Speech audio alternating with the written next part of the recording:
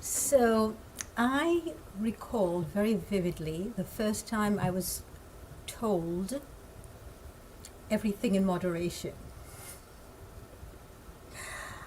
Whoa, that was quite a phrase to me. I was pretty shocked at that phrase, everything in moderation, and I didn't quite understand what it meant. So, of course, I asked, for some clarification.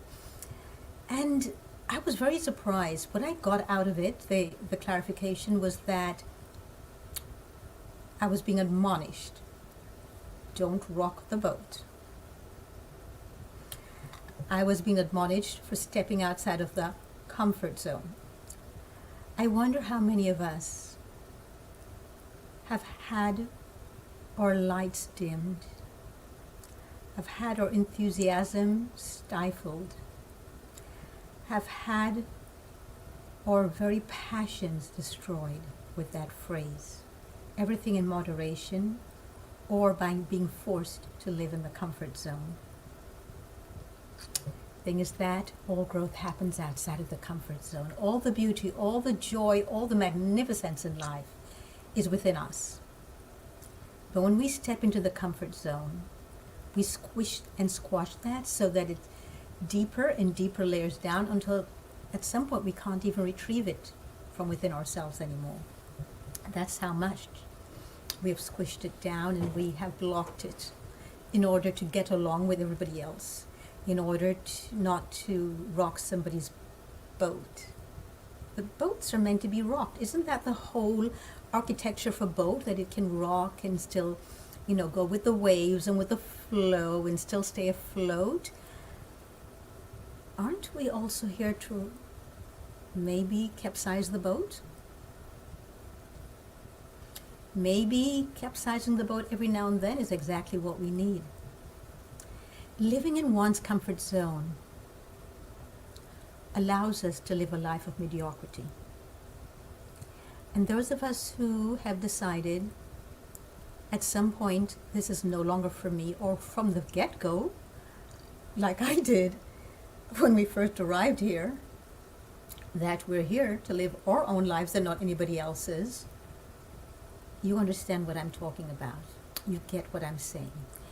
But if you're the one who usually says, live in moderation, might I invite you to step just a wee bit out of the moderation zone and see what it is that the rest of us who are not committed to being in the comfort zone, why it is that we do that. Why is it that we will invite pain into our lives?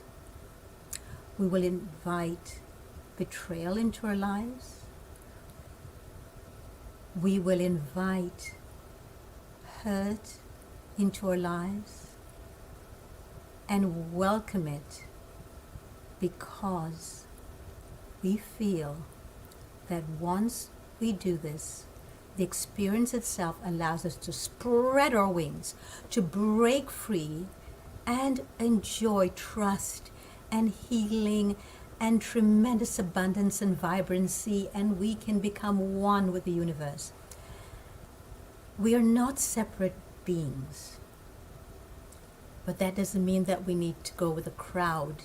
It doesn't mean that we need to stay in the herd. It means we can find our own paths, the path of radiance and light and beauty and love and abundance of spirit and growth. Look at the trees. Look at the flowers. Do they grow in moderation? Does one rose say to the other, you're not good enough? No. Step back. Get back. I'm better. Stay back there. Let me bloom now, not you. It's not your turn, or it's never your turn. Do trees fight each other for attention?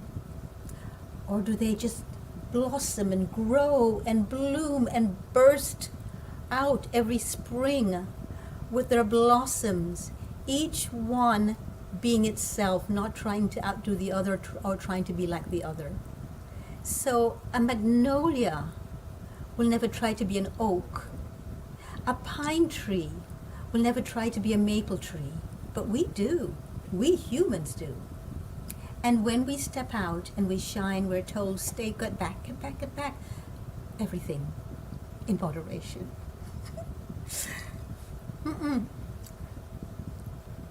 We did not come here to be moderate. We did not come here to fit in. We came here to bring a piece of the jigsaw puzzle that was missing on earth.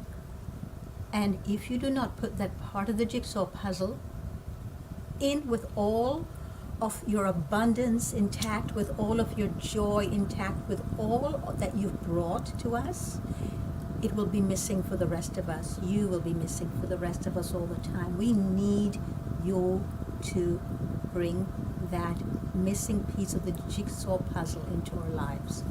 So I invite you all, if you're living a life of mediocrity and you feel like this is all I can do right now, I'm exhausted, I'm tired, I just cannot do anymore, this is as much as I can do, I'm here to invite you to change your lifestyle, to change your mindset, your thought patterns, and your diet. Nurture and nourish yourself. Detox on a physical level, detox on a mental level, and even more so on a linguistic level. Change your language around yourself and the way you see yourself. And then step out, invite the rest of us into your world to support you and to be there for you. Work with a coach if you need to. If you don't have the money, the funds to work with a coach, watch programs like these and learn from programs like this and start initiating a part of yourself in a place in your life where you can begin to shine, if it's only just for you. Because when you start showing up for yourself, guess what? You show up for the rest of us. Be mindful of the choices you make for you, that they're truly for you and not to please somebody else. It is not that it's selfish, it's the opposite. In order to help anybody else, you must first help yourself so you're not missing all of the rungs on the ladder to help somebody else. Please show up as you. Please know that there's nothing wrong with the choices that you make in your life as long as they are true to yourself. I'm talking about true to the place on the part of you that is full of love and abundance and light. I'm not talking about doing things that are harmful to yourself or other people. I am talking about the real authentic you, the real you living on purpose. So thank you for watching today. Please click the subscribe and notification button below for more. Click the like button if this at all means anything to you or if you'd like to hear more, and also leave your own helpful self-propelled thoughts and feelings below. Thank you, everyone. Healing is our birthright. Let's absorb it. Let's completely and totally manifest it.